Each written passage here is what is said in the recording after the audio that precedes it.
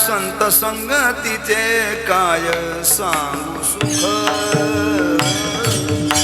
संत संगतीचे काय सांगू सुख, संगतीचे काय सांगू सुख, संत संगतीचे काय सांगू सुख, संगतीचे काय सांगू सुख,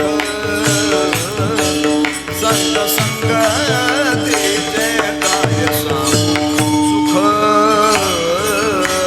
संत संगतीचे काय सांगू सुख, संत संगतीचे काय सांगू सुख. आपणा पारिखे नाही तेचे, आपण पारिखे नाही तेथे, साधू थोर जाना, साधू थोर जाना, साधू थोर जाना, साधू थोर जाना.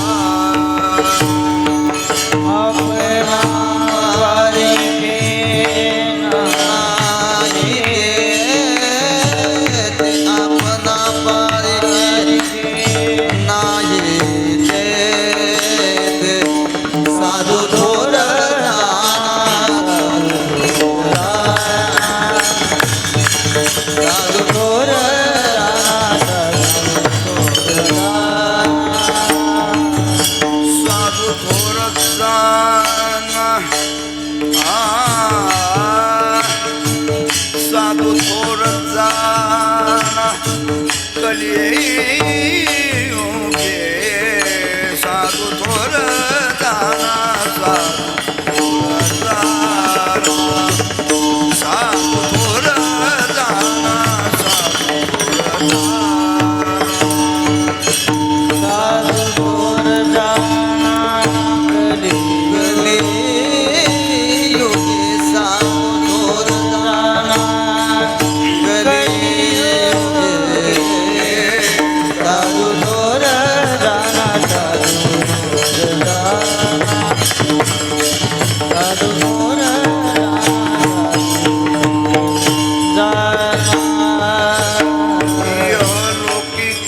सर्वाभूती सम, शरीराचा भ्रम नेने कदा, साधू थोर जाना,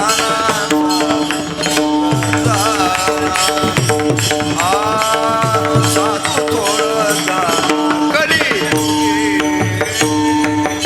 साधू थोर जाना, साधू थोर जाना,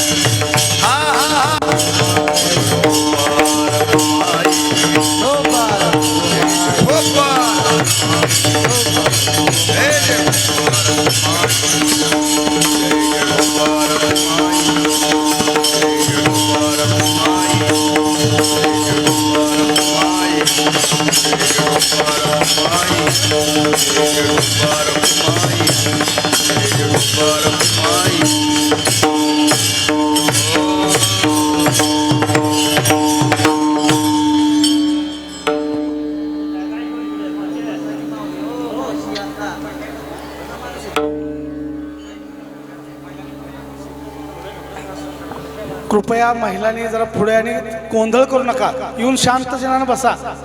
सरका पुढे थोडं थोडं पाठीमागे आलेल्या लोकांना जागायला पाहिजे. इथे येऊन पुढे उभा नका. व्यत्यय येतोय कीर्तनात.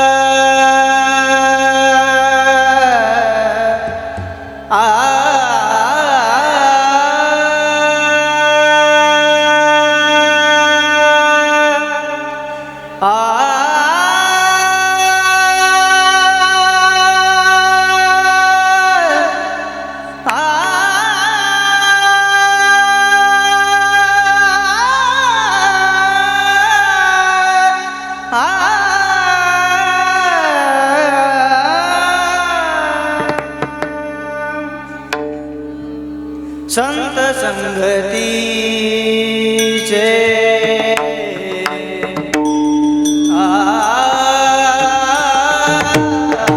संत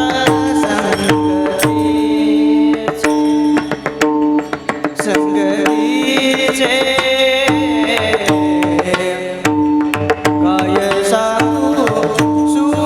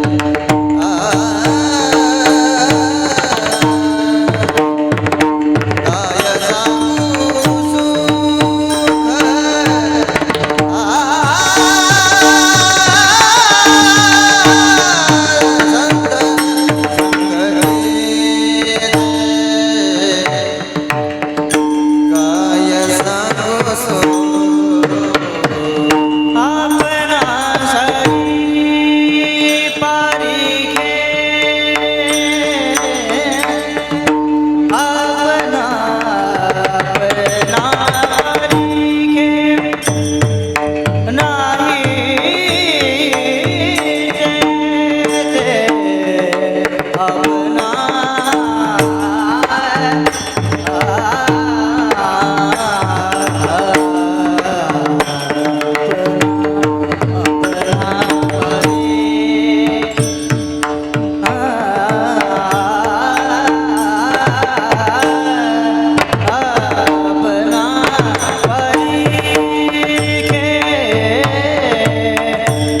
नाही ते साधू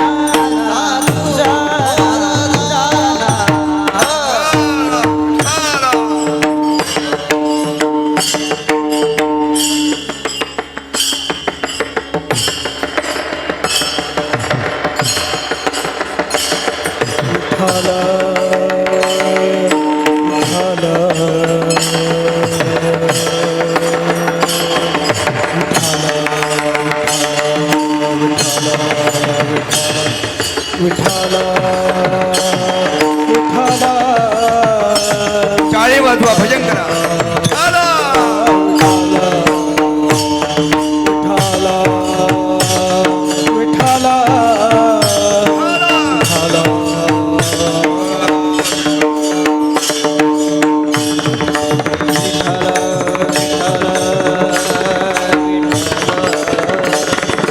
विठ्ठला.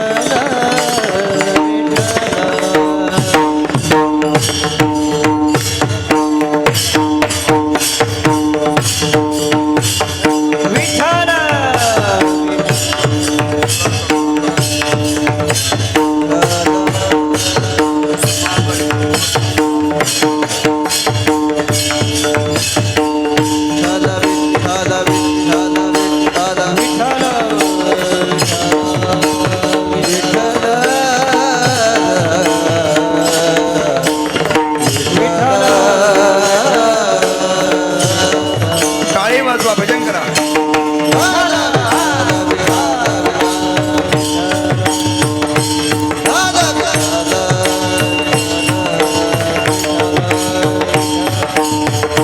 बोला कुंडली कवळे हरी विठ्ठल श्री ज्ञानदेव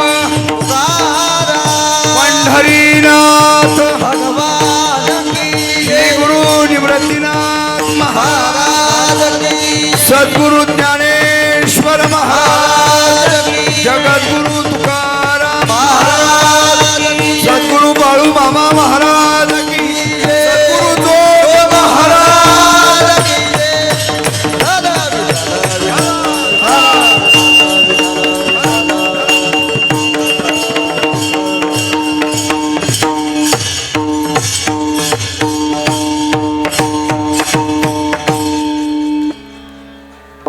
संत संगतीचे काय सांगू सुख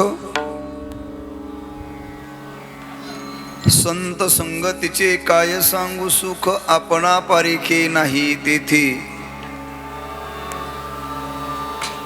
साधू थोर जाना साधू थोर जाना साधू थोर जाना कलियुगी इहलोकी तोची सर्वाभूती सम इहलोकी तोची सर्वाभूती सम शरीराचा भ्रम नेणे कदा साधू थोर जाना साधू थोर जाना साधू थोर जाना कलियुगी नामा म्हणे गाय दूध एक सार साधू निरंतर वर्ते तैसा साधू थोर जाना साधू थोर जाना साधू थोर जाना कलियुगी पांडुरंगा करू प्रथम नमन पांडुरंगा करू प्रथम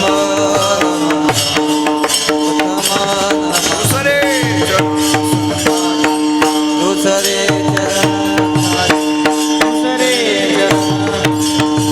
त्यांच्या कृपादाने कथेचा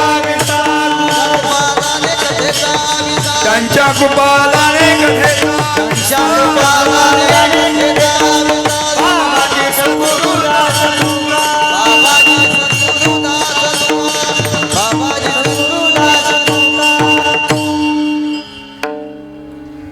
परब्रह्मेचा बोध प्रत्यक्ष दावी तयाची टीका वाचिता ज्ञान देवी अति मुडते अनिले ब्रह्म भावा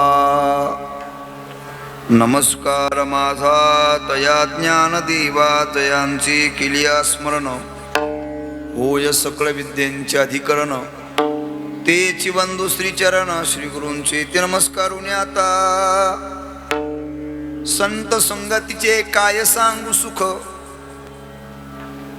आपणा पारिखे नाही तेथे साधू थोर जाना साधू थोर जाना साधू थोर जाना कलियुगी सेवेकरता निवडलेला अभंग महान भगवत भक्त विश्वसंत आनंद कृपामूर्ती प्रेममूर्ती नामदेव महाराज यांचा चारचरणाचा अतिशय महत्वाचा चिंतनीय अभंग असून या अभंगाच्या द्वारा नामदेव महाराज संतांच्या संगतीचं महत्व प्रतिपादन करून साधूंची थोरवी गातात. विठ्ठला विठ्ठला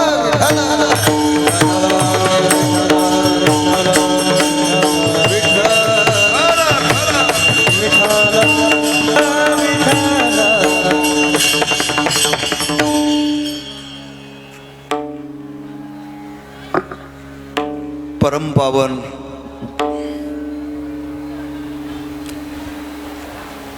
पूज्यपाद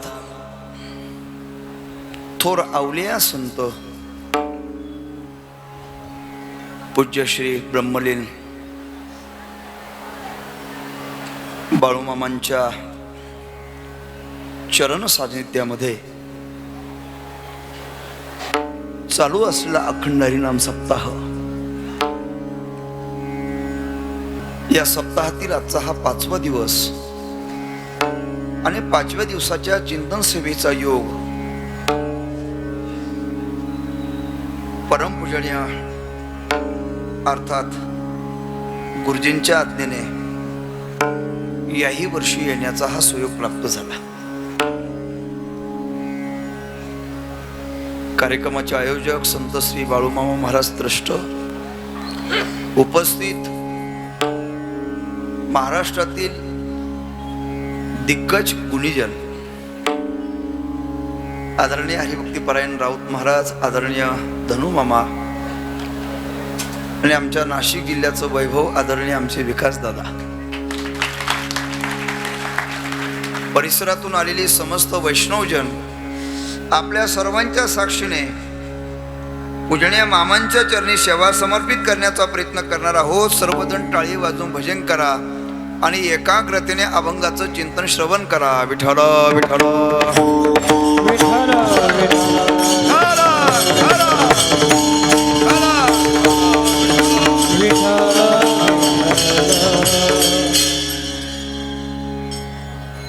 अभंग नामदेव महाराजांचा असून या अभंगाच्या द्वारा नामदेव महाराज संतांच्या संगतीचं महत्व प्रतिपादन करतात. सज्जनो,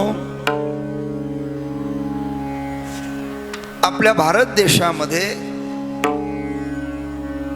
या देशात सर्वात मोठी संपत्ती जर कोणती असेल तर या देशातले ग्रंथ आहेत आणि या देशातलं वैभव जर कोणतं असेल तर या देशातले साधू संत आहेत. मागे बोलू नका, एकाग्रता ठेवा. हळूहळू स्वर दिला तरी चालेल. देशामध्ये अनेक प्रकारची संपत्ती आहे. जलसंपत्ती आहे, वन संपत्ती आहे, ग्रंथ संपत्ती आहे, पुण्य संपत्ती आहे. वारकरी संप्रदायाचा आत्मा भजन करणारे, भजनाचं वैभव वाढवणारे या संप्रदायातील गुणजन या संप्रदायाचं वैभव आहे. तिथं बसा, विक्षेप करू नका. आता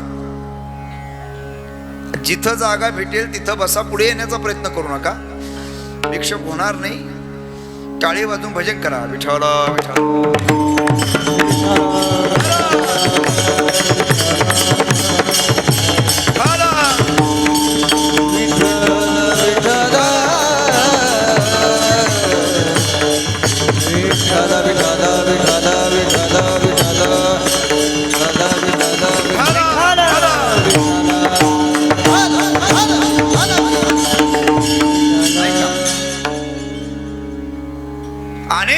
संपत्ती आहे, ग्रंथ संपत्ती आहे, पुण्य संपत्ती आहे. या देशातली प्रमुख संपत्ती ग्रंथ आहेत आणि या देशातलं वैभव साधू संत आहेत. तीन सजावत देश को सती संत या शूर, तीन लजावत देश को कपटी कायर क्रूर. 3 माणसं देशाचं नाव वाढवतात. सती देशाचं भूषण आहे, शूर देशाचं भूषण आहे आणि संत देशाचं भूषण आहे. सती देशाचं भूषण आहे. या जगातली जी काही क्रांती आहे ती सतीमुळे आहे, लक्षात असू द्या.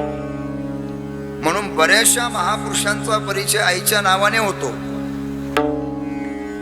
प्रभू रामचंद्रांचा परिचय आईच्या नावाने होतो. कौशल्यानंद भगवान श्रीकृष्ण परमात्म्याचा परिचय आईच्या नावाने होतो. देवकी नंदन बोलत जा. भीष्माचार्यांचा परिचय ज्ञानोपार्य सांगतात गंगानंदनू. मारुतीरायांचा परिचय तुका म्हणे रुद्रा अंजनीच्या मरा.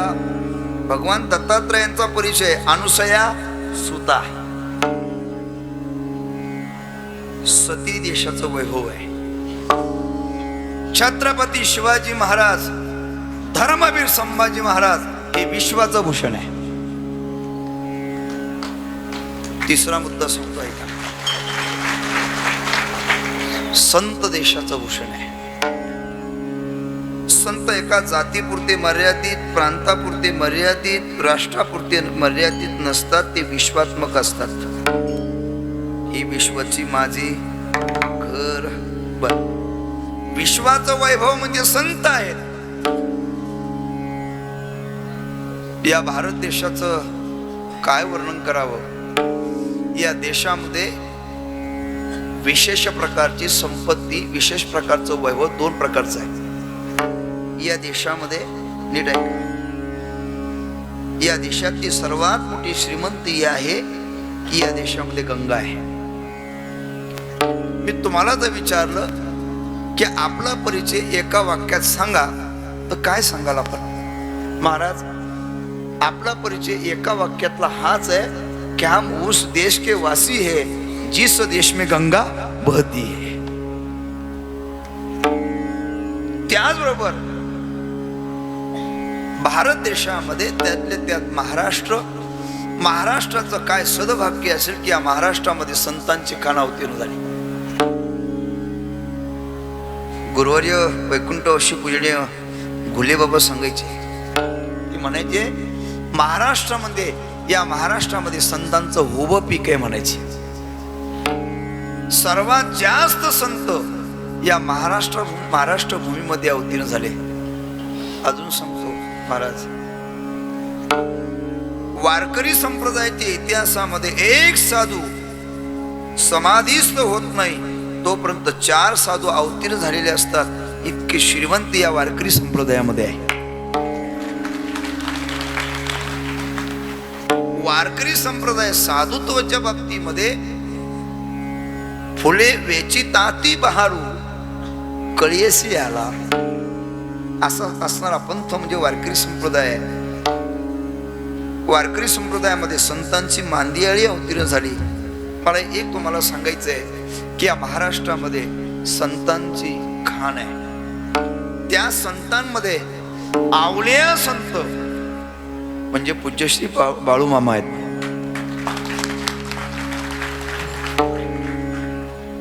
बाळूमामांचं आपण 58वं पुण्यस्मरण करीत आहोत.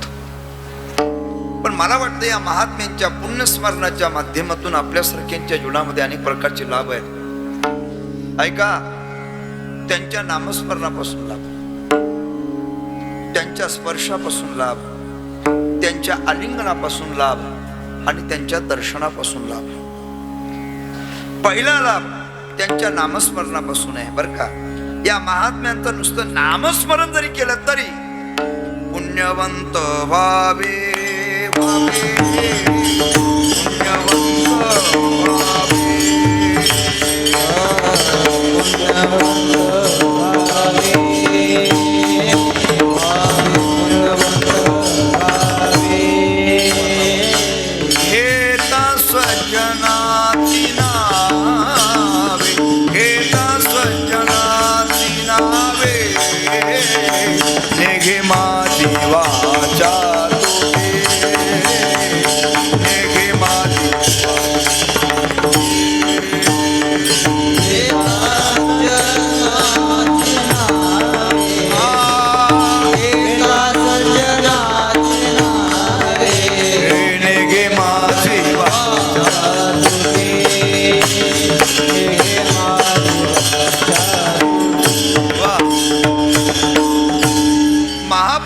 नामस्मरणाच्या माध्यमातून पहिला लाभ पुण्य प्राप्त होतं.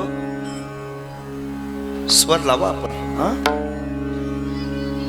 पहिला लाभ पुण्य प्राप्त होतं. नामस्मरणाच्या माध्यमातून दुसरा लाभ पाप जातात. तुका म्हणे पापे जाती संताची जपे. पहिला लाभ पुण्य प्राप्त होतं, दुसरा लाभ पाप जातात, तिसरा लाभ जर नामस्मरण केलं तर ज्ञान प्राप्त होतं. फक्त संतांचं नामस्मरण करावं. ज्ञानदेव ज्ञानदेव म्हणता ज्ञानदेव देतो बर का. तिसरा लाभ. चौथा लाभ यमाची भीती नाहीशी होते. फक्त संतांचं नामस्मरण करा. नाम घेता कापे यम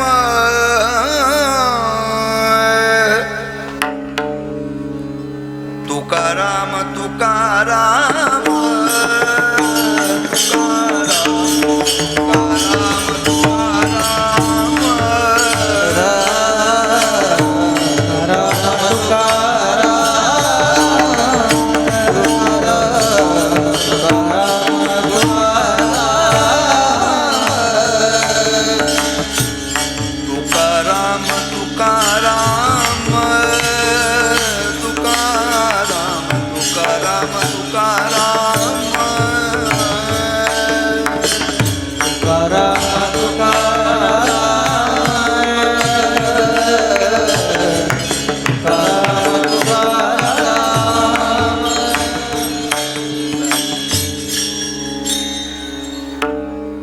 लाभ झाले. 4. पाचवा लाभ. जर संतांचं नामस्मरण केलं तर मनुष्य माया तळून जातो. ज्ञानदेव म्हणता माया गेली समूळ विलया. 5 प्रकारचे लाभ संतांच्या नामस्मरणापासून आहेत. म्हणून त्यांचे उत्सव करायचे आहेत. दुसरा लाभ त्यांच्या स्पर्शापासून आहे. त्याच्यात एक प्रकार आहेत. हस्तस्पर्श, नेत्रस्पर्श आणि संकल्प स्पर्श. संतांच्या हाताचा स्पर्श रेड्याला झाला तर रेडा संत झाला. रेडा वेद बोलला. नुसता वेद बोलला नाही. नीट ऐका. आज त्यांच्या दर्शनाने मनुष्य पावन होतो. हे सामर्थ्य संतांच्या स्पर्शामध्ये आहे. हस्तस्पर्श. हात ठेविला मस्तकी प्रसाद देऊनी केली सुखी. नेत्रस्पर्श. नुसतं त्यांनी आपल्याकडे पाहिलं तरी कल्याण होतं. कृपा कटाक्ष न्याहाळिले आपुले पदी बैसविले. पाहिलं तरी लाभ. संतांच्या स्पर्शाने लाभ. हस्तस्पर्श, नेत्रस्पर्श. नुसतं त्यांच्या मनात येऊ द्या, कल्याणाचं कल्याण होतं. फक्त समर्थांच्या मनात यावं. संतांच्या स्पर्शापासून लाभ. तिसरा लाभ त्यांच्या आलिंगनापासून लाभ. महाराज म्हणले त्यांच्या आलिंगनामध्ये मोक्ष प्राप्त होतो. आलिंगन घडे मोक्ष सायुज्यता जोडे. ऐसा संतांचा महिमा झाली बोलायाची सीमा. आलिंगने संताचिया दिव्य झाली माझी काया. मस्तक हे पायावरी त्यांच्या ठेविता. संतांच्या आलिंगनापासून लाभ. 3. चौथा लाभ आहे त्यांच्या दर्शनापासून लाभ. संतांच्या दर्शनामध्ये 3 प्रकारचे लाभ आहेत. पहिला लाभ. संतांच्या दर्शनामध्ये देवाचं दर्शन होतं. अर्थात संत हे जीवाला देवापर्यंत पोहोचवतात. एकच प्रमाण सांगतो. संत दर्शनी हा लाभ. संत दर्शनी हा लाभ. दर्शनी हा लाभ. दर्शनी हा लाभ. पद्मनाभ जोडला. पद्मनाभ जोडला जोडला. संत दर्शनी हा लाभ लाभ. संत दर्शनी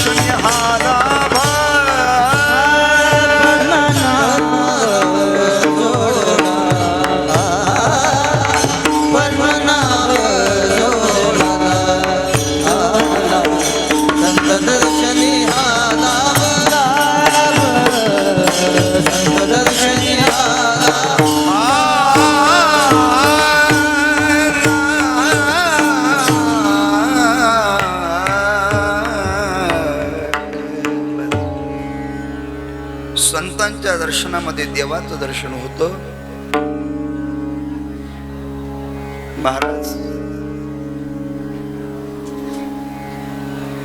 जीवनामध्ये संत संगतीचा स्पर्श झाला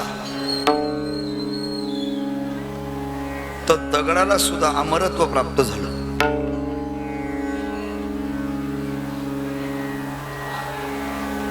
तुकोबारांनी भजन केलं तो कोणता डोंगर आहे? भंडारा आहे, भामचंद्र आहे, बरोबर आहे.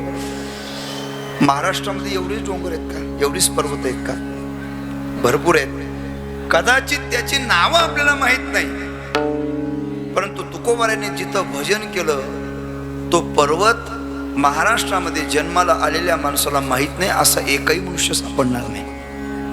अर्थात संतांची संगती जर पर्वताला अमर करू शकते, जडाला अमर करू शकते, तर संतांच्या दर्शनामध्ये का देवाचं दर्शन होणार नाही?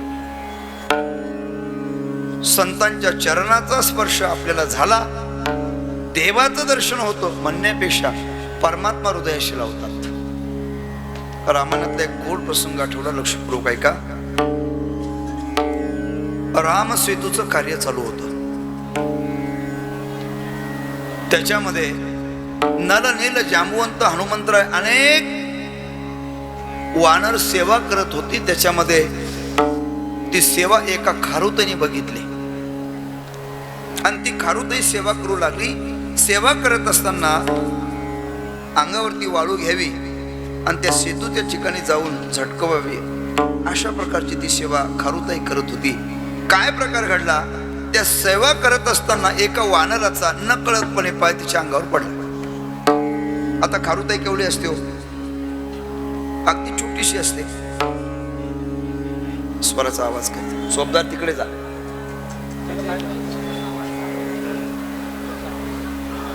ती छोटीशी खारुताई तिच्या अंगावर ज्या वेळेला त्या वानराचा पाय पडला त्यावेळेला ती जोरात ओरडली आणि तिच्या नाकातोंडातून रक्त आलं आणि ती जोरात ओरडल्यानंतर प्रभूचे पर्यंत तिचा आवाज गेला. प्रभू धावत आले आणि प्रभू रामचंद्राने त्या खारुताईकडे बघितलं आणि खारुताईला उचललं.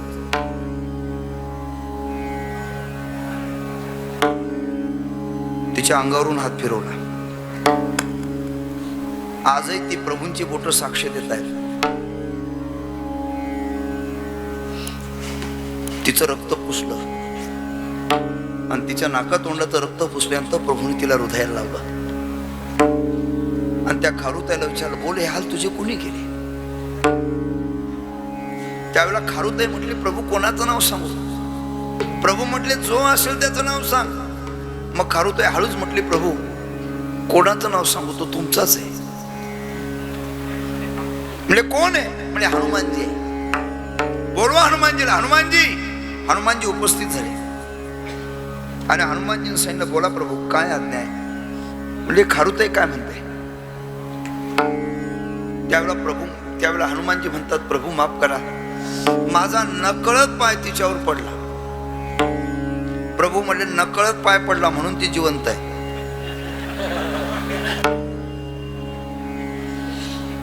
आता त्या खारुताईला विचारलं, खारुताई बोल काय शिक्षा करू हनुमानजीला? त्यावेळेला खारुताईने उत्तर दिले ते ऐकण्यासारखं आहे. खारुताई म्हणते, प्रभू हनुमानजीला शिक्षा करू नका, उलट मी त्यांना धन्यवाद देते की त्यांचा चरणाचा स्पर्श मला झाला म्हणून तुम्ही मला हृदयाशी लावलं. दृष्टांत संपला.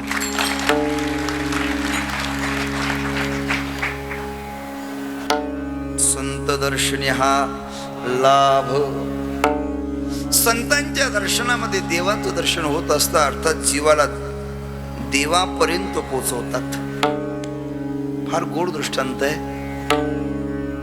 एक महात्मा तीर्थयात्रा करीत करीत एका घनदाट अरण्यापर्यंत पोहोचले. सायंकाळची वेळ, सूर्य अस्ताला चाललेला होता. हिंस्र प्राणी होते. वाघाचा आवाज कानावर येतोय. कुठतरी निवारा शोधला पाहिजे म्हणून साधू निवारा शोधत शोधत एका वस्तीपर्यंत गेले. ती वस्ती होती पारध्याची. पारध्याने बघितलं कोणतरी महाराज आहेत. या महाराज. साधूने सांगितलं, बाबा मला जेवायचं नाही, माझे काही नियमित माझा उपवास आहे, मला फक्त रात्रभर तुझ्या झोपडीत राहू देशील?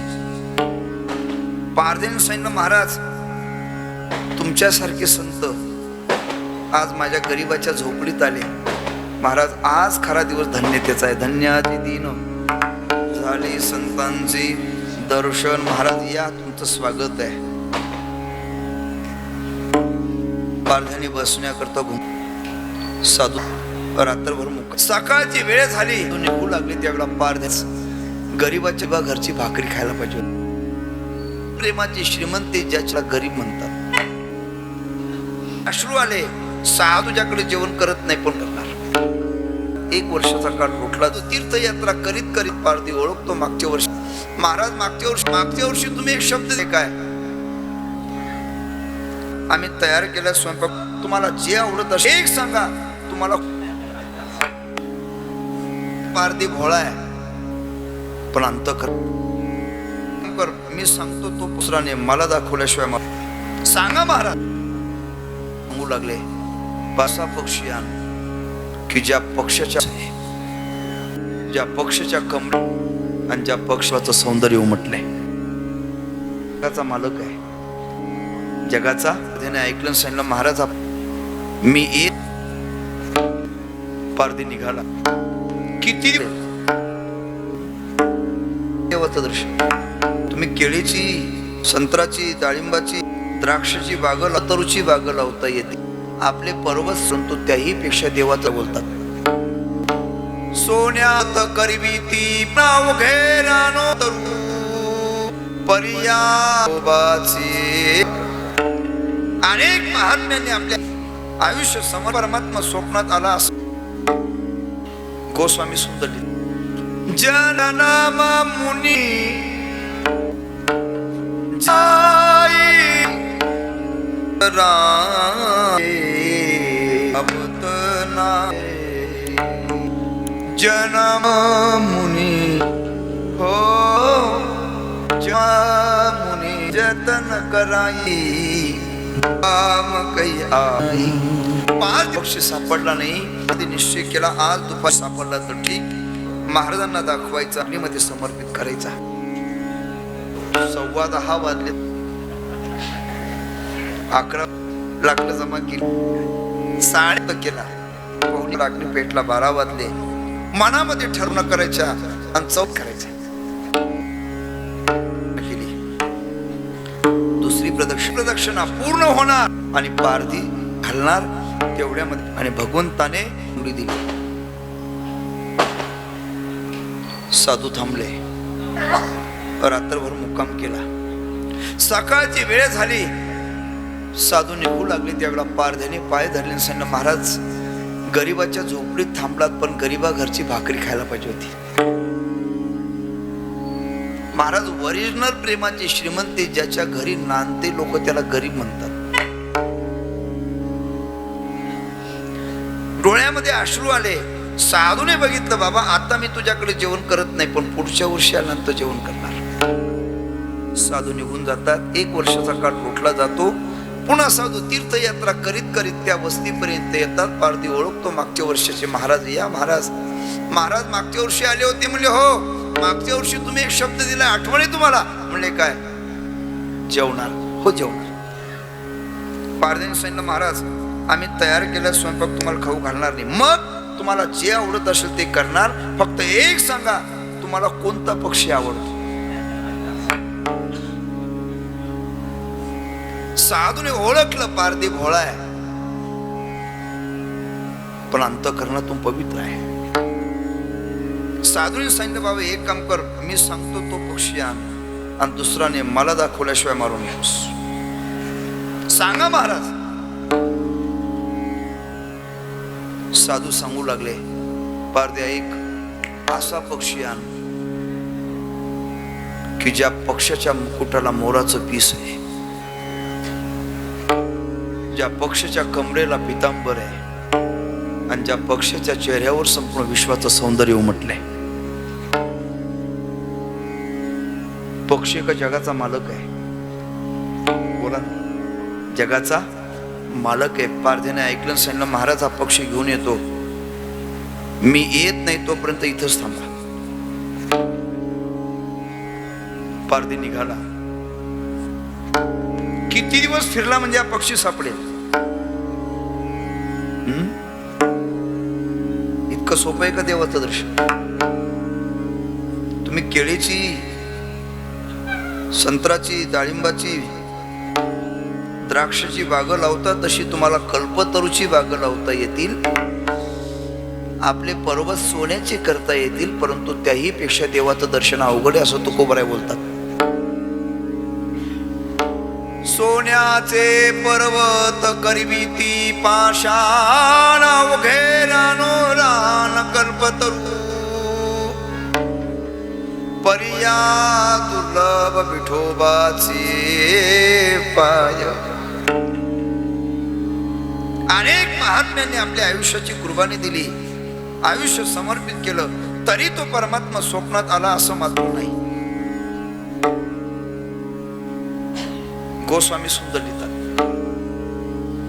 जन्म जन्म मुनी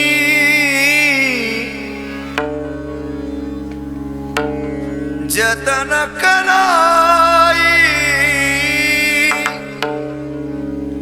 अंतराम कहे आवत नाहिये. जन्म जन्म मुनी हो हो, जन्म जन्म मुनी जतन कराई, अंतराम काही आवत नाही. 5 दिवस झाले, 6 दिवस झाले, पक्षी सापडला नाही. 7व्या दिवशी मनामध्ये निश्चय केला, आज दुपारी 12 वाजेपर्यंत पक्षी सापडला तर ठीक, नाही तर हा देह महाराजांना दाखवायचा नाही, हा देह अग्नीमध्ये समर्पित करायचा. 10:15 वाजले तरी पक्षी सापडला नाही. 11 वाजले, लाकडं जमा केली. 11:30 वाजले, अग्नी प्रदीप्त केला. 11:15 झाले, धडधड अग्नी पेटला. 12 वाजले. सज्जनो, मनामध्ये ठरवलं की 3 प्रदक्षिणा पूर्ण करायच्या आणि 4थ्या प्रदक्षिणेला देह समर्पित करायचा.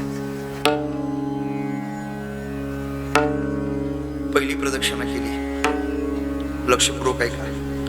दुसरी प्रदक्षिणा केली, तिसरी प्रदक्षिणा पूर्ण होणार आणि पारधी त्या अग्नीमध्ये उडी घालणार. तेवढ्यामध्ये भगवंताला दया आली आणि भगवंताने साधूने सांगितलेल्या पक्षाचं रूप घेतलं आणि पारध्याच्या खांद्यावर जाऊन बसले. पारध्याने पाठीमागे फिरून बघितलं, हाच का तो पक्षी? धरला. नुसता धरला नाही, विकास महाराज जाळ बरोबर नेलो होतो, जाळ्यामध्ये बांधलो. कोणाला? कोणाला? विश्वासी तो करी स्वामीवरी सत्ता. देवाला जाळ्यामध्ये बांधलं, खांद्यावरती टाकलं, पारधी निघाला. पारधी त्या पक्षाशी बोलतोय, का रे 7 दिवस झाले माझे महाराज उपवास आहेत, का नाही भेटला असं म्हणायचं आणि जोरात बुद्धी घालायचं. कोणाला? भावा पुढे बळ नाही कोणाचे सबळ. देवाला मारीत मारीत मारीत साधू जिथं बसले तिथपर्यंत आणलं. साधू इकडे परमात्म्याच्या नामचिंतनात मग्न होते. कृष्णा हरे कृष्णा हरे हरे, श्री कृष्ण गोविंद हरे मुरारी, हे नाथ नारायण वासुदेव.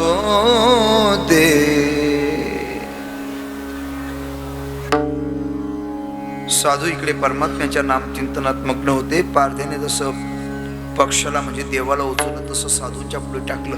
महाराज घ्या, हाच का तो पक्षी?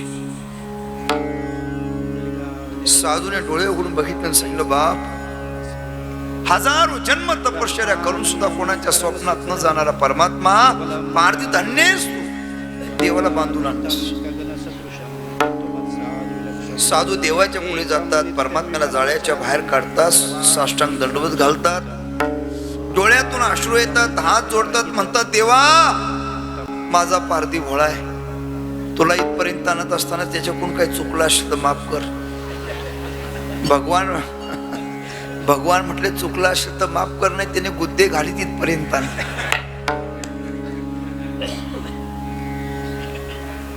द्रष्टांत बोला, पारध्याला देवाचं दर्शन कोणामुळे झालं? म्हणून इथं कीर्तनाला येत जा, उत्सव करत जा. या महात्म्यांची एखाद दिवशी कृपा होईल आणि आपल्याला देवाचं दर्शन होईल. यात नवल नाही, देवाला सुद्धा सुखाची प्राप्ती संतांच्या संगतीत होते. संतांचे सुख झाले या देवा, मनवणी सेवा करी त्यांची. म्हणून देव सुद्धा आळंदीला येतात.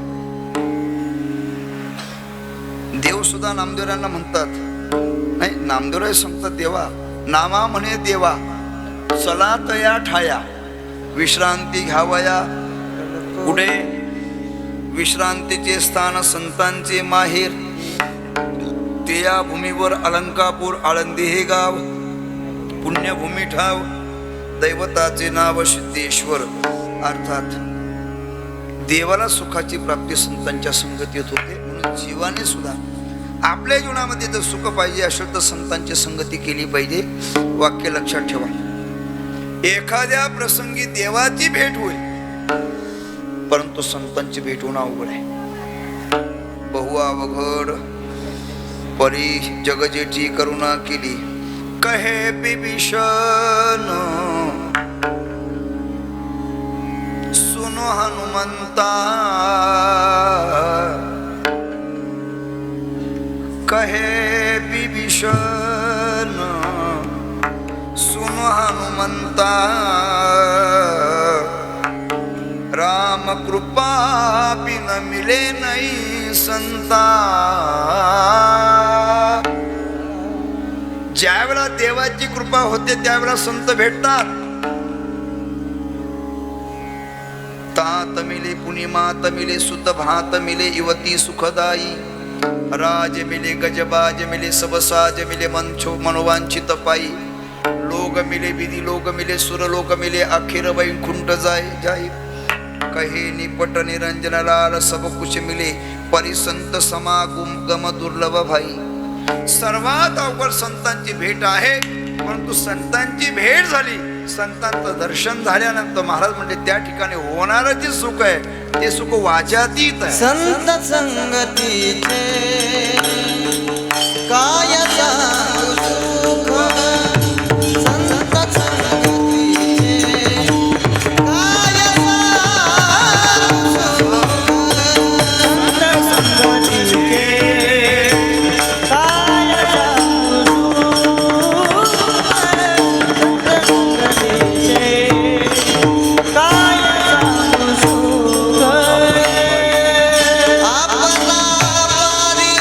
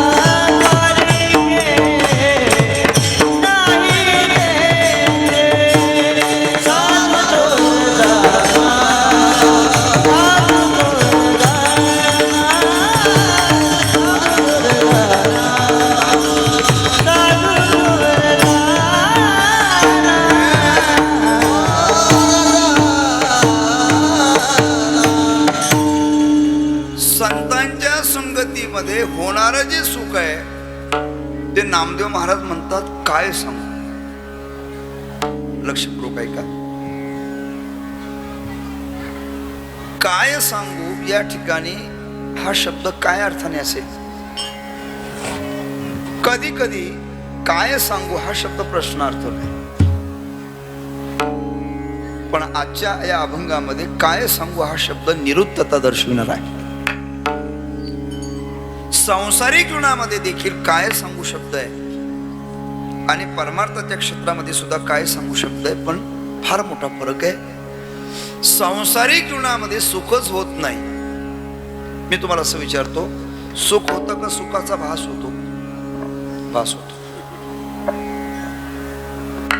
सांसारिक जीवनामध्ये सुखाचा भास आहे, स्वर्गामध्ये सुखाचा भ्रम आहे, योगी जीवनामध्ये सुखाचा भोग आहे आणि संत जीवनामध्ये सुखाचा व्यवहार आहे. सांसारिक जीवनामध्ये सुख भासतं, सुख होत नसतं. आहे ते दुःखच. ज्ञानोबराय म्हणले फक्त सुखाचे कपडे, दुःख लिहून सुखाचे अंगी, सळीत जगाते माऊली वर्णन करतात. सांसारिक जीवनातलं सुख कशा पद्धतीचं आहे फक्त एक दृष्टांत सांगतो. ज्ञानोबराय म्हटले उन्हाळ्याचे दिवस आहेत, नागपूर चंद्रपूर सारखा जिल्हा आहे, दुपारचे 2 वाजले, 47-48 तापमान आहे आणि एक उंदराचं पिल्लू सावलीच्या शोधार्थ इकडे तिकडे धावत आहे. योग असा की पूर्वेकडून पश्चिमेकडे एक साप चालला होता, फणा काढलेला होता आणि त्या सर्प फणीची सावली पडत होती. ते सर्प फणीची सावली त्या उंदराच्या पिल्ल्याने पाहिली, ते उंदराचं पिल्लू पळत पळत आलं आणि त्या सावली खाली येऊन थांबलो. कोणत्या? बोला ना. नुसतं थांबलं नाही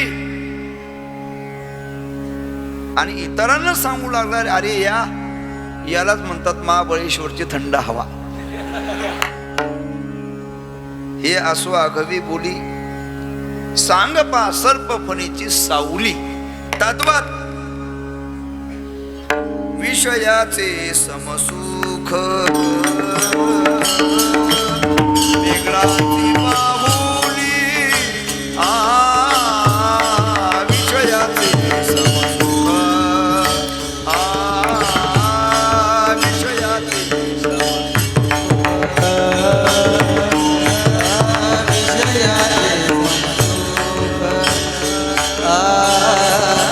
वेगळाची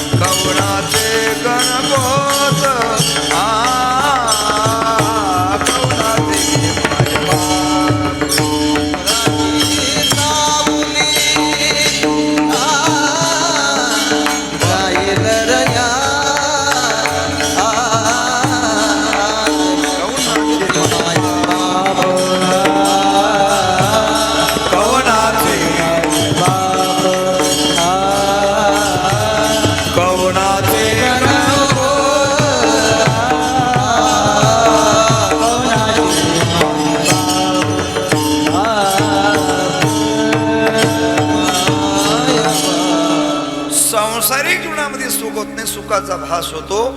म्हणून एखाद्या माणसाला जर आपण विचारलं संसारातल्या की बाबा तुमचं काय चाललं, तुमचं काय चाललं, असं ज्यावेळेला विचारलं त्यावेळेला समोरची व्यक्ती सांगत असते, तू म्हणतो महाराज तुमचं फार चांगलंय, आमचं काय सांगू. सांसारिक जीवनामध्ये सुखच होत नाही म्हणून काय सांगू, आणि परमार्थामध्ये झालेलं सुख सांगता येत नाही म्हणून काय सांगू.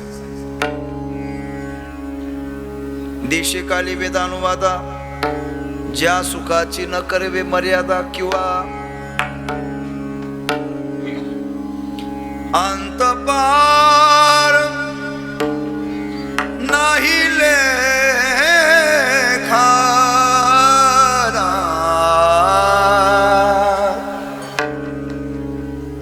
गोकुळीच्या सुखा गोकुळीच्या सुखा गोकुळीच्या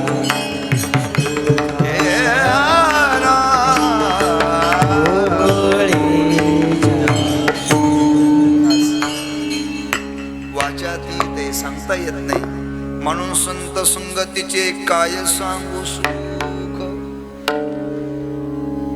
ठीक आहे महाराज, संतांच्या संगतीत सुख होतं, पण त्यांची देण्याची पद्धती आपणा पारेखी नाही तिथे. त्यांच्या ठिकाणी आपपर भाव नाही. ज्यांच्या ठिकाणी आपपर भाव नाही ते संत. ऐका लक्षात. आता उत्तरदाकडे जायचे म्हणून भैरवीकडे शिरलत चालेल थोडं थोडं. दया करणे जे पुत्रासी ते दासानी दासी, ज्यासी अपंगिता नाही त्यासी धरी जो हृदयी. जिका रंजले गांजले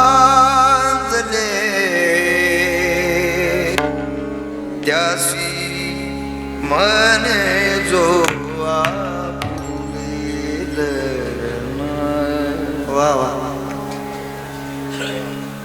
आपपर भाव साधूच्या ठिकाणी नाही. वारकरी संप्रदायाचा इतिहास गोड आहे. एके दिवशी भगवान शंकर प्रसन्न मुद्रेमध्ये असताना माता पार्वतीने प्रश्न केला. भगवान शंकर ज्ञान सांगू लागले. वारकरी संप्रदायाच्या इतिहासामध्ये पहिले उपकार जर कोणाचे असतील तर माता पार्वतीचे आहेत. धन्य धन्य गिरी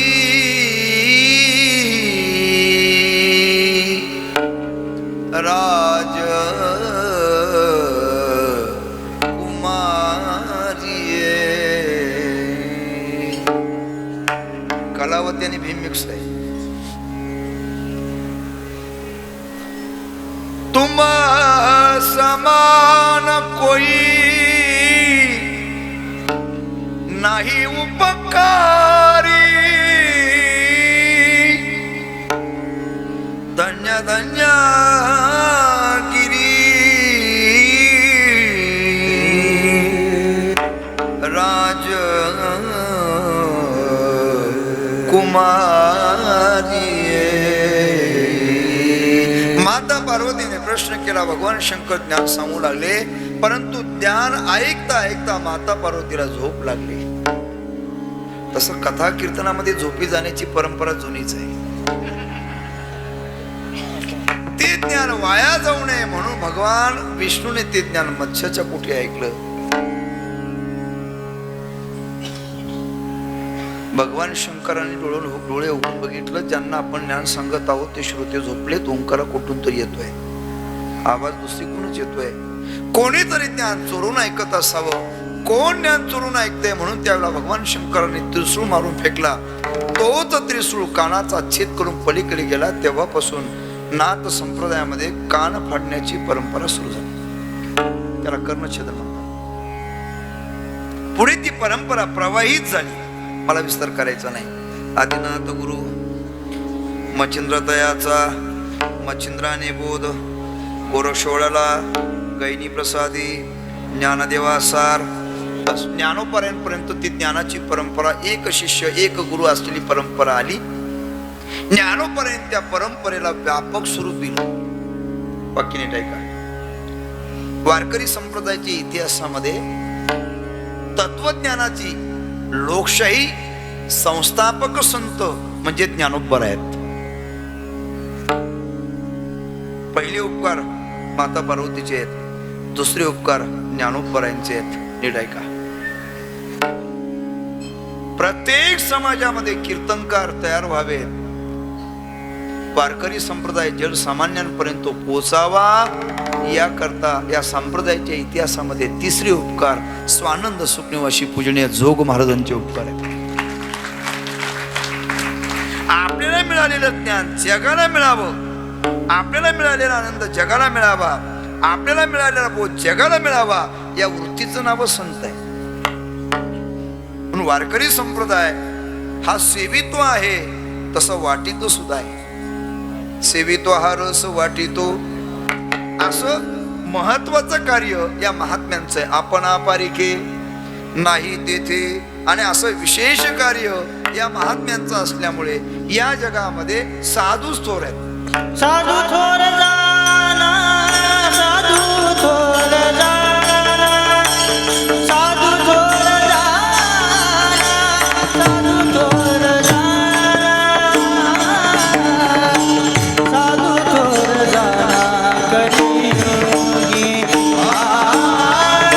साधू थोर जाना कलियुगी.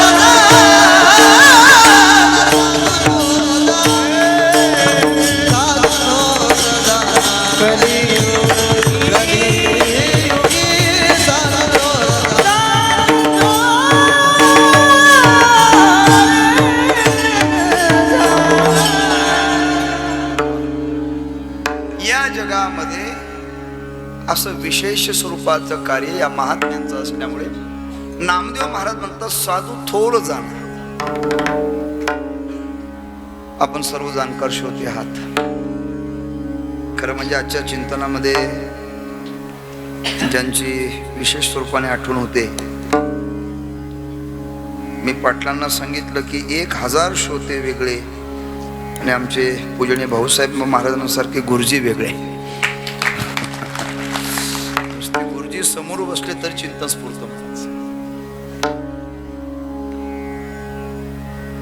अभंगाच्या पहिल्या चरणामध्ये संत शब्द आहे आणि अभंगाच्या द्वितीय चरणामध्ये साधू शब्द आहे. बरोबर आहे. साधू आणि संत एकच असतात का?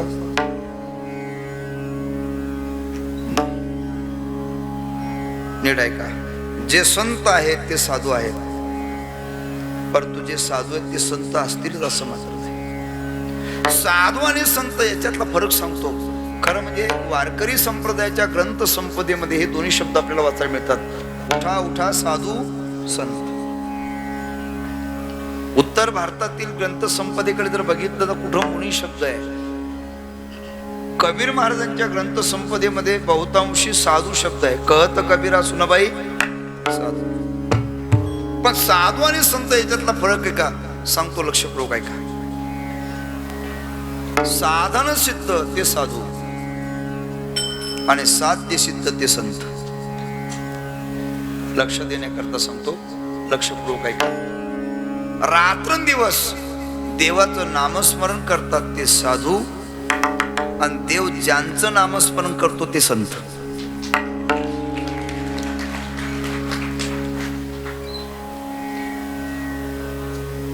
रात्रंदिवस देवासाठी रडतात ते साधू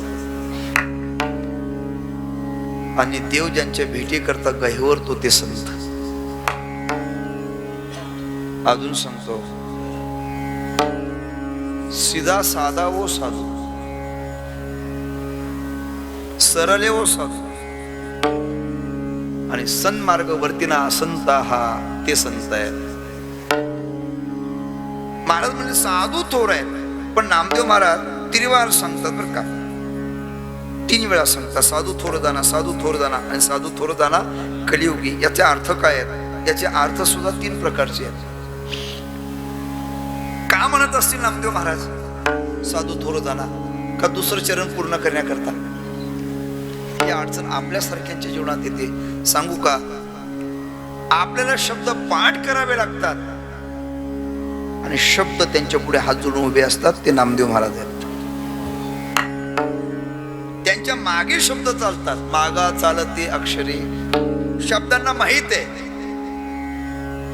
संतांनी जर आपल्याला जवळ घेतलं तर आपण शब्द राहत नाही, आपण अभंग होतो. शब्दांना माहिती आहे, संतांनी जर आपल्याला जवळ घेतलं आपण शब्द राहत नाही, आपण ओव्या होतो. सांगू का, त्यांनी दिलेल्या शिव्या सुद्धा ओव्या झाल्या.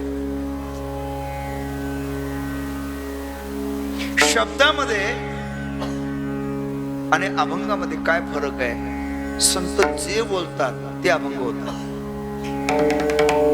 ते बोलतात त्या ओव्या होतात. तयाचे विसाट शब्द सुखे म्हणू येती वेद.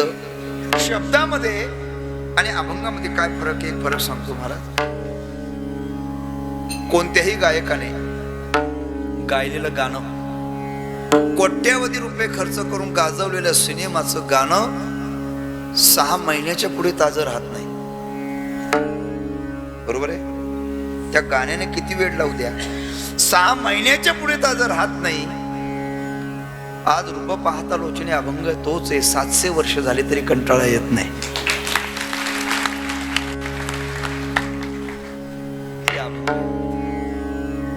का म्हणत असतील ना म्हणजे महाराज, साधू थोर जाना, सामान्य माणसापेक्षा राजा थोर, राजापेक्षाही परमात्मा थोर, आणि परमात्म्याने ज्यांची सेवा करावी ती साधू थोर. एक. दुसरा अर्थ असा, या जगामध्ये कोणत्याही क्षेत्रातली व्यक्ती किती जरी मोठी झाली तर साधूपेक्षा कधीच मोठी होत नाही. कारण साधूने आपल्या जीवनामध्ये प्राप्त केलेला जो अनुभव आहे तो जगापेक्षा वेगळा आहे. ऐसा ज्याचा अनुभव विश्वदेव सत्यत्वे, म्हणून साधू थोर जाना. आणि तिसरा शब्द आहे साधू थोर जाना कलियुगी. या कलियुगामध्ये कोण थोर? तर नामदेव महाराज म्हणतात, उत्तर देतात फक्त साधू थोर. काय करताय? पुन्हा जाता जाता आणखी अर्थ सांगतो. भूतकाळातही साधू थोर, वर्तमान काळातही साधूच थोर, आणि भविष्य काळात देखील साधूच थोर. पण नामदेव महाराज या ठिकाणी शब्द वापरतात, साधू थोर जाना कलियुगी. कलियुग त्याला म्हणतात की ज्या युगामध्ये, लक्षपूर्वक ऐका जरा, कलियुग शब्दाची व्याख्या अशी, कलियुगामध्ये कलह शब्द आला. काय शब्द आला? कलह. आणि कलह शब्दाचा अर्थ काय होतो? कलह म्हणजे काय? मोठ्याने सांगा जरा. भांडण. कलह म्हणजे काय? ज्या युगामध्ये प्रत्येक क्षेत्रात भांडणं होतील त्याचं नाव आहे कलियुग. कलियुगाची दुसरी व्याख्या आहे, जिथं चांगली माणसं बदनाम होतील त्याचं नाव आहे कलियुग. कलियुगाची तिसरी व्याख्या सांगतो, ऐका. कलीचे महिमान असत्याशी रिजले जन, पापा देती अनुमोदन करती हेळन संतांचे. कलियुगाची दादा ऐकावी थोरी, पुत्र होईल पित्याचा. पुढचं पाठ आहे तुमचं बस. आणखी काय घडेल? रामचंद्र कैसियासे ऐसा कलयुग आएगा, हंस चुनेगा दाना दुनका, कौवा मोती खाएगा.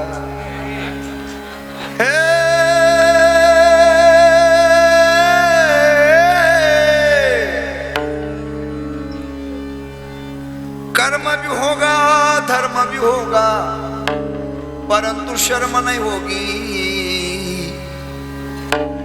बात बात पे माता पिता को बेटा आख दिखाएगा. हे, जरा राजस्थानी संगीत दिला. रामचंद्र कैसिया से, रामचंद्र कैसिया से, ऐसा कलयुग आएगा. हंस चुनेगा दाना का कौवा मोती खाएगा. हंस चुनेगा दाना का कौवा.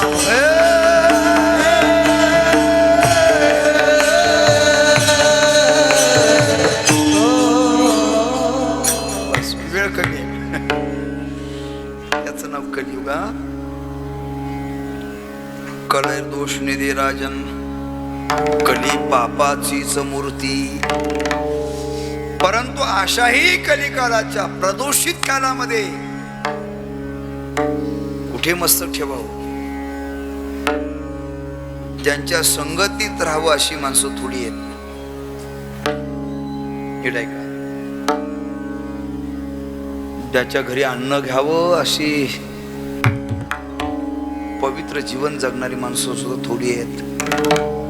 अजून सांगतो, ज्यांच्या पायावरती वाकावं असे पायाचं पावित्र्य जोपासणारी माणसं सुद्धा फार थोडी आहेत.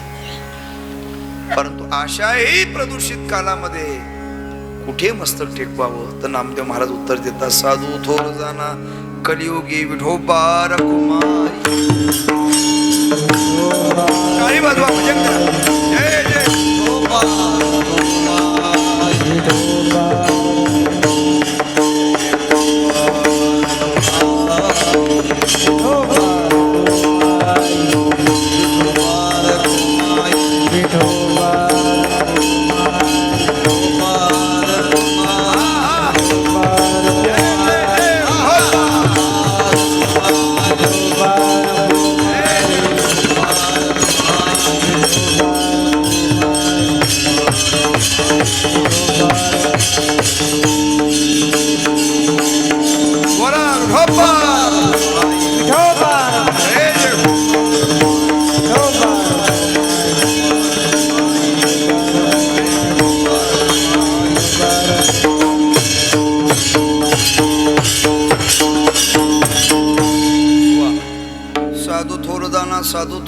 साधू थोर जाना कलियुगी. अभंगाचं चिंतन करीत आपण 2 चरण पाहत आलो. अभंगाच्या 3ऱ्या चरणामध्ये प्रवेशित होत आहोत. असे जे साधू थोर आहेत त्या साधूंचा आंतरिक थोरपणा अभंगाच्या 3ऱ्या चरणामध्ये आहे.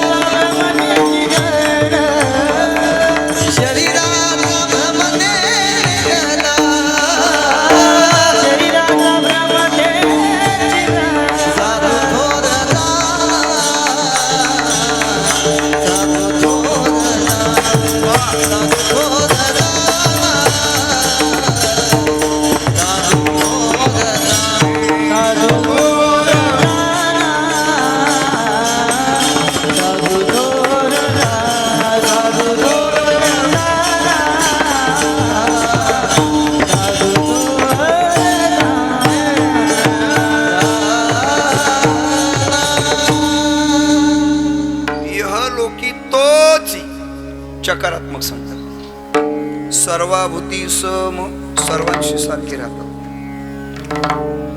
शत्रू असला तरी जय हरी आणि मित्र असला तरी समशत्रौच मित्रेच तथा माना पमानयो शीतोष्ण सुख दुःखेषु सारखे राहतात.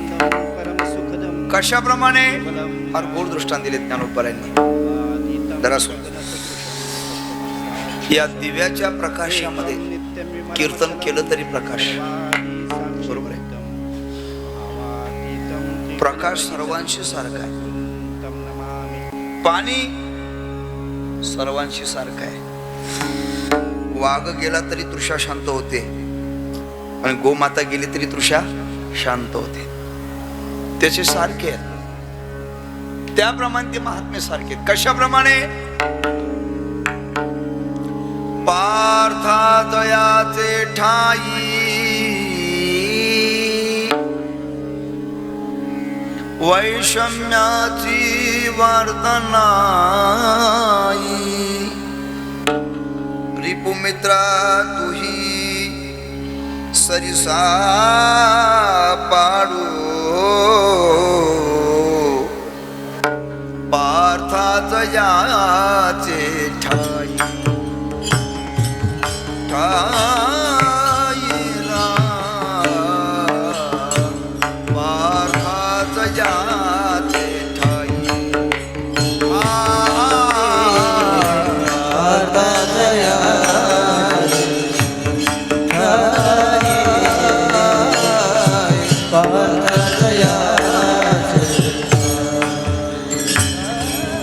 ज्ञानोबाई सुंदर दृष्टांत देतात.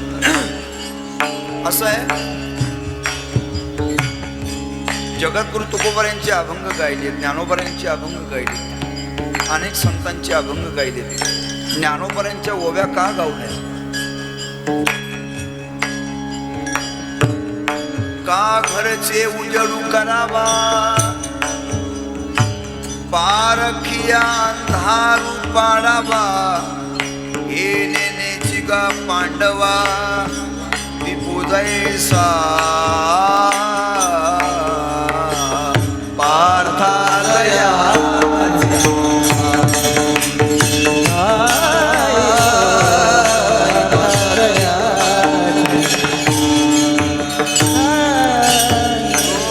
खांडावया खावखानी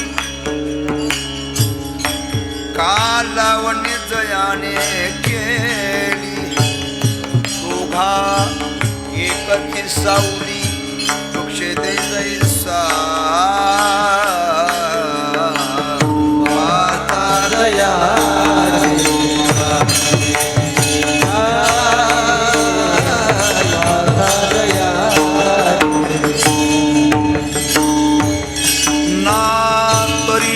दंडू. ज्या शेतकऱ्याने ऊस लावला,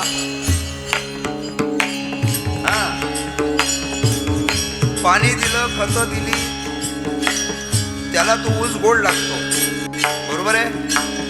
ज्याने तोडला, चरख्यात घातला, त्याला कडू लागतो. त्याप्रमाणे ते महात्मे आहेत. खरं म्हणजे हे 2-3 दृष्टांत आहेत, पण या सर्व दृष्टांताचा सिद्धांत ज्याला आपण द्रौपद म्हणतो तो हाच आहे. नातरीक्ष दंडू पाळी तया पुळू गाळी तया कडू नवेचे देवे पार्थालया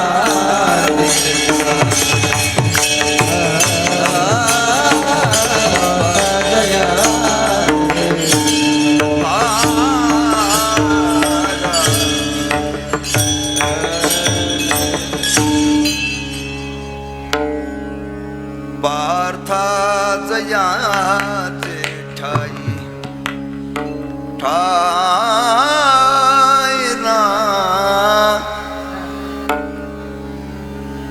पार्थाच याचे ठाई.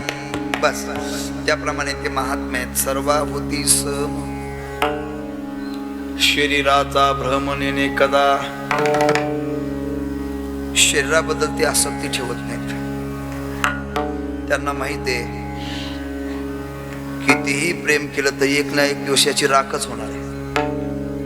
देह जाईल जाईल याशी काळोबा खाईल नाशिवंत देह जाणार. हे नाशिवंत स्वभाव आहे ज्ञानोबावर करतात. आणि दुसरी गोष्ट अशी की शरीर आपलं नाही, ते काळाचं खाद्य आहे. देह ही काळाची आणि उसने आणलेली वस्तू येते. पिंड हा पाचाचा आणला उसना आणि एक ना एक दिवस प्रभूने बुलाया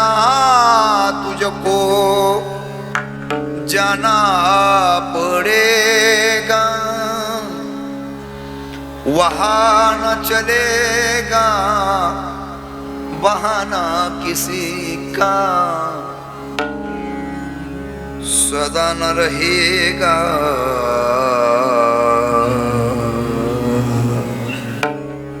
जमाना किसी का. एक दिवस जायचे. जिंदगी एक किराया का घर है, उसे एक दिन बदलना पड़ेगा. हाँ, मौत जब तुझको आवाज देगे, घर से बाहर निकलना पड़ेगा. या विचारात ते राहतात. म्हणून ऐका, शरीर जाळलं तर राख होते, पुरलं तर माती होते, आणि कोल्या कुत्र्याने खाल्ले तर विष्ठा होते. त्याच्यापेक्षा चौथं काही होत नाही. या विचाराने ते महात्मे राहतात. म्हणून आपुली ममता नाही देही. एक वाक्य विचारतो मी आपल्याला, शरीर साधन आहे का साध्य आहे? शरीर साधन आहे आणि परमात्मा साध्य आहे. या शरीराच्याच माध्यमातून आयुष्याच्या साधने सच्चिदानंद पदवी घेणे, या शरीराच्या माध्यमातून ते महात्मे तिथपर्यंत पोहोचतात. शरीराकरता शरीराचा सदुपयोग घेतात, शरीराकरता जीवन बर्बाद नाही करत. म्हणून शरीराचा भ्रम नेणे कदा. परंतु अशा महात्म्यांकडे जर पाहिलं तर ते महात्मे म्हणजे इथे कशासाठी येतात? इथे उपकारासाठी. आले घर ज्या वैकुंठी, इथे आनंद उपकार करतात. कशाप्रमाणे? ऐका,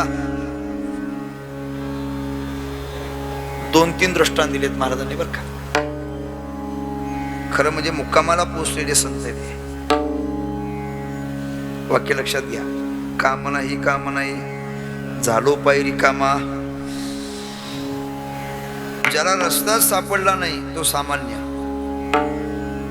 जो योग्य रस्त्याने निघाला तो साधक, आणि मुक्कामाला पोहोचले ते महात्मा आहेत. पण इथे आल्यानंतर आपल्या करता खांद्यावर पताका घेतात, आपल्या करता पंढरीची वारी करतात. माझे मनेची आवडी, माझे मनेची आवडी,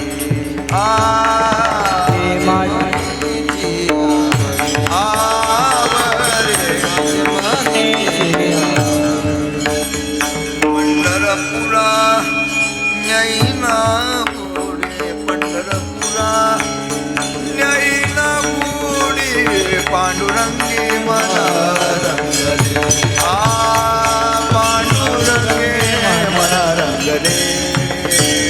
पंढरपुरा न्यायना पुढे, पंढरपुरा पंढरपुरा न्यायना पुढे, पांडुरंगी मन रंगले, पांडुरंगी मन रंगले. आपल्या करता कशाप्रमाणे? अर्भकाचे साठी पंते हाती धरिली पाठी, तैसे संत जगी क्रिया करुणी दाविते अंगी. बालकाचे चाली माता जाणून पाऊल घाली, तैसे संत जगी क्रिया करुणी दाविते अंगी. तुका म्हणे नाव जनासाठी उदकी ठाव, तैसे संत जगी क्रिया करुणी दाविते अंगी. हे महात्मे या ठिकाणी येतात, परोपकार करतात. कशाप्रमाणे? नामदेव महाराजांनी गोड दृष्टांत दिला गोमातेचा. नाम म्हणे गाय दूध एक सार, नाम म्हणे गाय दूध एक सार, नाम म्हणे गाय दूध एक सार.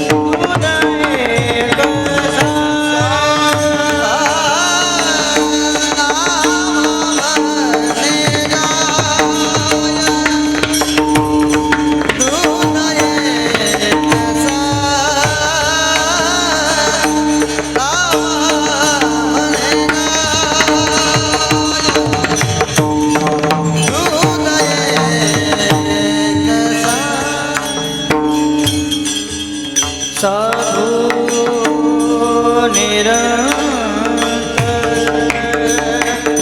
वर्तिते वर्तिते साधु निरंतर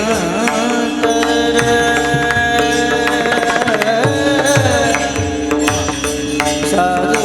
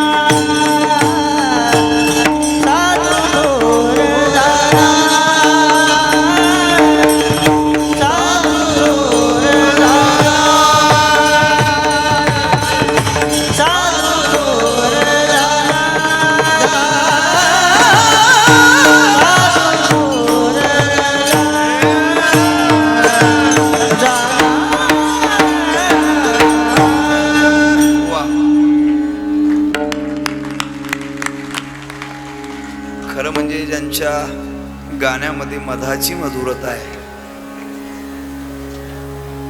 आणि ज्यांच्या मृदंग वादनामध्ये साक्षात सरस्वती मातेचा आविष्कार प्रकट होतो.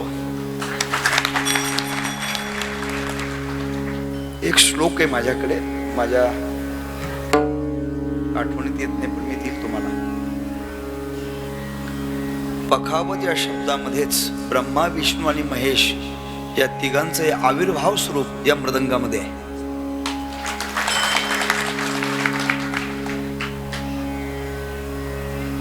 पण ज्यांच्या वादनामध्ये त्या श्लोकाची अनुभूती होती. छान. आणि आपल्यासारखे सर्व ऐकणारे चोखंदळ डोळ श्रोते, नामा म्हणे काय तुझ एक सार, गोमाता जशी परोपकार करते, गायीच्या शेणामध्ये लक्ष्मीचं वास्तव्य आहे,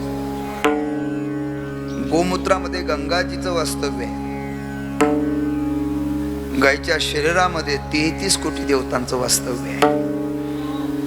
ऐका, गोमातेचे 4 पाय म्हणजे 4 वेद आहेत. नेहमी सांगत असतो, एखाद्या मंदिरात जर गेला तर एका देवतेचं दर्शन होईल, पण 33 कोटी देवतांचं जर एकत्रित दर्शन करायचं असेल तर गोमातेचं दर्शन करा. 33 कोटी देवतांचं दर्शन.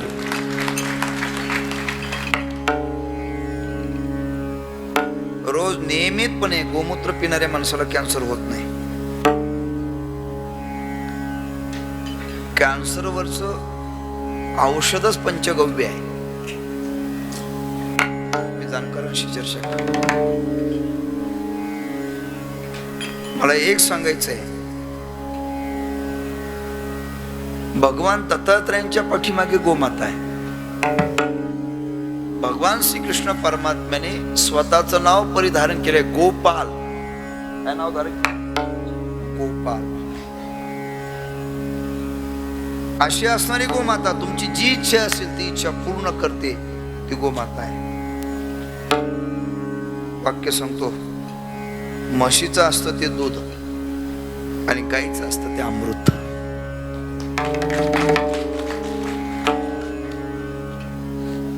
याकरता गोमातेची सेवा केली पाहिजे, रक्षण केलं पाहिजे. रक्षण केलं तर भगवान म्हटले मी दर्शन देतो. वो भी सांगतो, गोरक्षणे वेचिल्या प्राण, त्यासी उत्तम गती झाली जाण, ज्यासी गायीचा कळवळा गहन, त्यासी मी श्रीकृष्ण सदा साह्य. नाथ महाराज भागवतामध्ये सांगतात, गोमाता जशी परोपकार करते त्याप्रमाणे संत परोपकार करतात. नामा म्हणे गाय दूध एकसार, साधू निरंतर वर्ते तैसा. त्याप्रमाणे ते महात्मे वर्तन करतात आणि अशा महात्म्यांच्या संगतीत झालेलं सुख वाचातीत आहे. नामदेव महाराज म्हटले मी काय सांगू. आता जिथं नामदेव महाराज म्हणतात काय सांगू, तिथं आता मी तरी काय सांगू, नाही का? ज्ञानेश्वर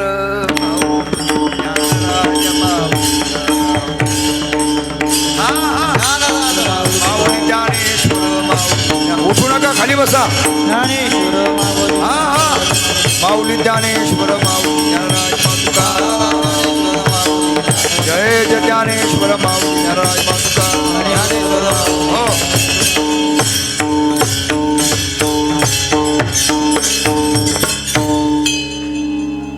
संत श्री बाळूमामांच्या चरण सानिध्यामध्ये सेवी चाललेले योग देवस्थान अध्यक्ष सर्व विश्वस्त यांच्याद्वारा आदरणीय पूजनीय गुरुजींच्या आज्ञेने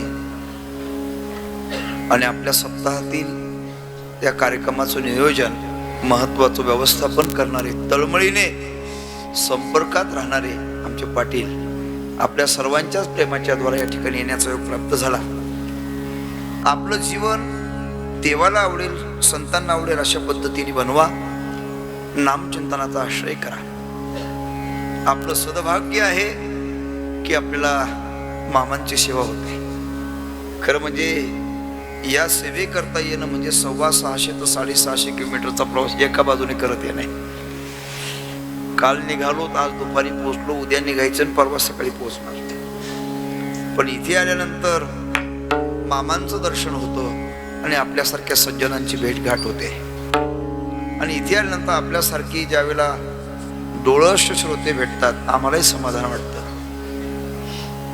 असतो उपस्थित सर्व टाळकरी श्रोते सज्जन, माझा आवाज तुमच्यापर्यंत पोहोचवण्याकरता जे विशेष प्रकारचं माध्यम असावं लागतं, त्या माध्यमातले निष्णात आमच्याच गावाकडचे आहेत, सिस्टीमवाले.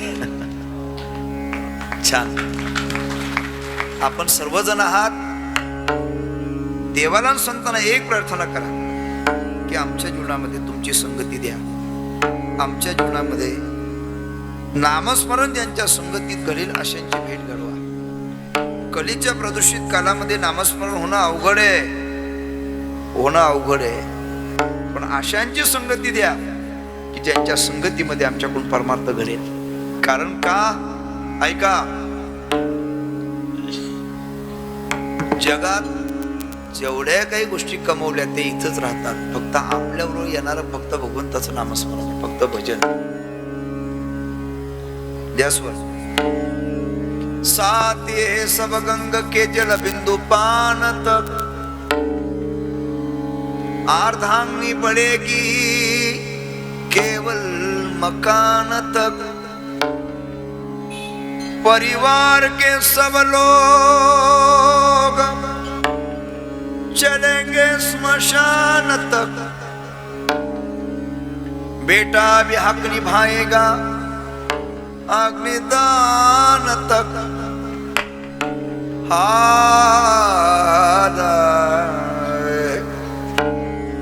इससे तो आगे, इससे तो आगे भजन है साथी. हरि के भजन बिन अकेला रहेगा. इससे तो आगे भजन है साथी. हरि के भजन बिन अकेला रहेगा. इससे तो आगे भजन है साथी. हरि के भजन बिना अकेला रहेगा.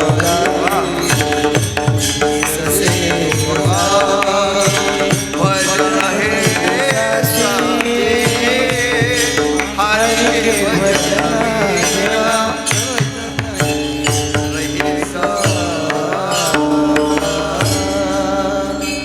जीवन है दो दिन का मेला रहेगा. एक कायम जग का झमेला रहेगा. इससे तो आगे भजन है साथी. कौन साथी है? भजन. काळाची आवश्यकता आहे. दोन गोष्टी सांगतो. आपलं राष्ट्र, आपला देश विश्वगुरु होण्याकरता, सर्वात बलवान होण्याकरता पुन्हा या देशामध्ये पारतंत्र्य येऊ नये असं जर वाटत असेल तर सर्वांनी आपल्याही उद्धाराकरता आणि आपल्या राष्ट्राच्या क्रांतीकरता रोज 5-10 हजार रामकृष्ण हरी मंत्राचा जप करा. एक. दुसरं सूत्र, काळाची आवश्यकता आहे, संघटित राहा. तिसरं सूत्र, पुढची पिढी संस्कारित बनवा.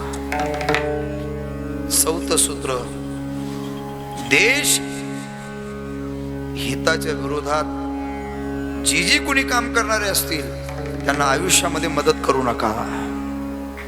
ते पाप करू नका. का सांगतो? सध्या बाहेरच्या इतरत्र देशामध्ये काय चाललंय जर आपण पाहतोय, पेपर वाचतोय, टीव्हीला न्यूज बघतोय,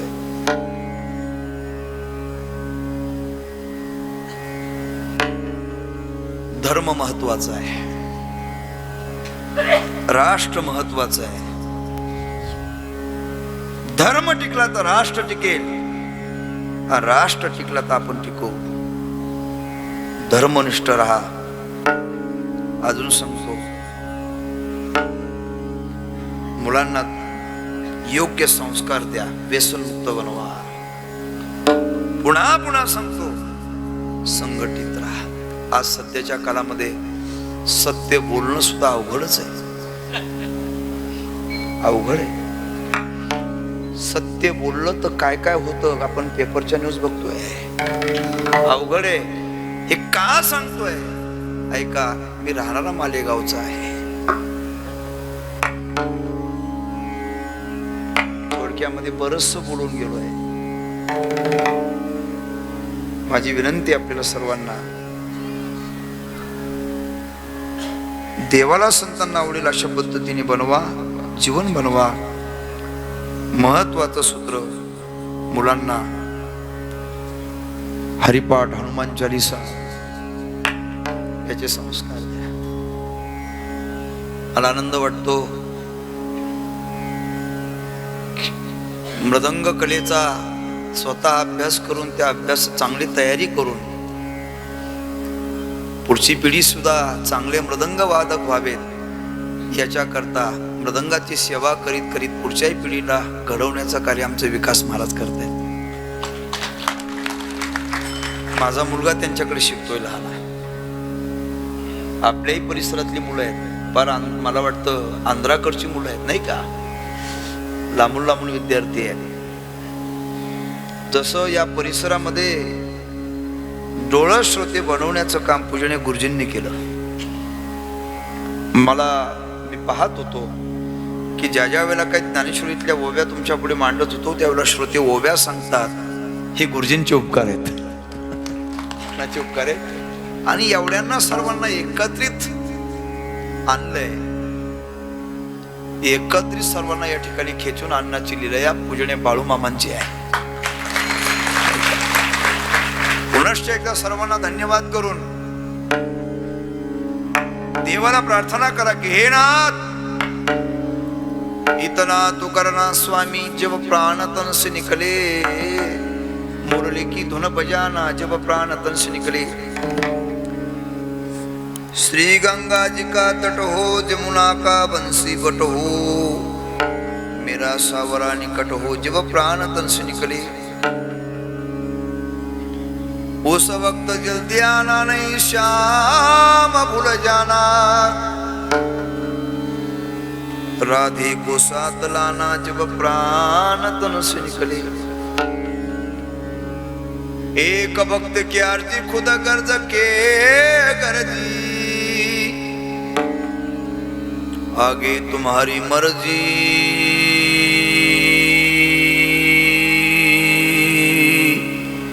जब प्राण तन से निकले. सेवेमध्ये जमा धरा कृपा करा शेवटी, आईशी वेळ येईल जेव्हा तेव्हा कृपा असू द्या विकारावर हात. सर्वजण टाळी वाजून भजन करा. निवृत्ती ज्ञानदेव सोपान मुक्ताबाई, एकनाथ नामदेव तुकार.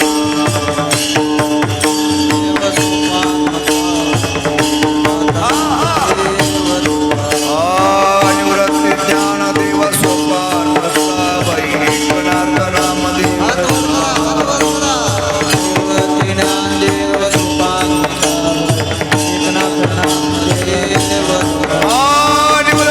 ज्ञानदेव सोपान मुक्ताबाई, एकनाथ